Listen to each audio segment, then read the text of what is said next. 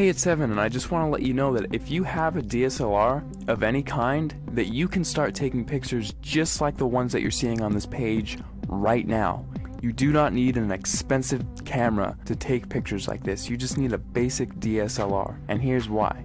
A lot of people think that if they have the best gear that they can make the best photographs. Now that is completely untrue, especially if you don't have the right knowledge and creativity. If you have creativity and ideas, and you know about things like composition and light, you can make way better pictures with your camera than the photographer who doesn't know about those things but has the most expensive $20,000 camera. The camera is not important at all. See, in trick photography and special effects, you want to focus more on the creative and artistic ideas and less about the gear. The gear is just a tool. A good photographer will know how to use the basic fundamental principles of photography to take a good image with any camera. All DSLRs, they all have a manual mode, and that is what I'm going to be showing you how to use in this course to create artistic images. So if you have a DSLR in your house right now, I don't care what it is or what it's called, I'm going to show you how to use it to create really artistic images. These pictures that you're seeing right here, all of these pictures were made with a Nikon D50 camera, which if you don't know what type of camera that is, it's the first basic entry-level DSLR that Nikon released back in 2005.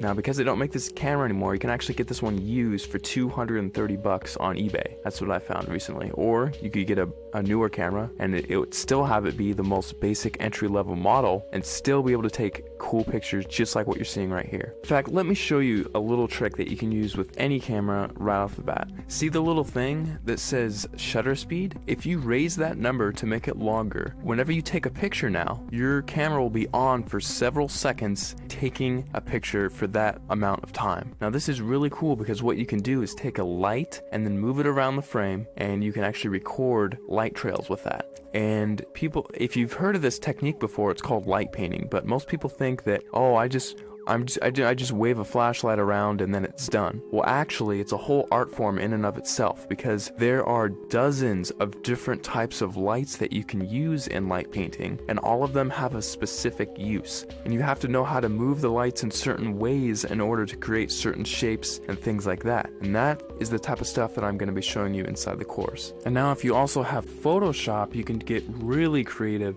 In addition to just using your camera, you can do both. We'll only be using Photoshop for about a third of everything taught inside, so if you don't have Photoshop, don't feel left out. You can still do many tricks inside of the course. For example, in this picture, I love giving this as an example because it gets a lot of people's attention and it's just funny. In this picture, I had my camera on a tripod and I was just photographing this room here. And what I did is I went down to my bank and I withdrew about $800, $871 to be exact. And then after that, I went around placing the money in different areas of the frame and then taking a picture. And then I moved the money into a different place of the frame, took another picture, and I kept repeating that process over and over again until finally it looks like I have $1 million inside of this room, which is really cool. Now, I like showing how to do this one because it's one of the simpler tricks and anyone can do it if they have Photoshop. So that's just one trick I like to show. I'll show it in much more detail inside the full course, but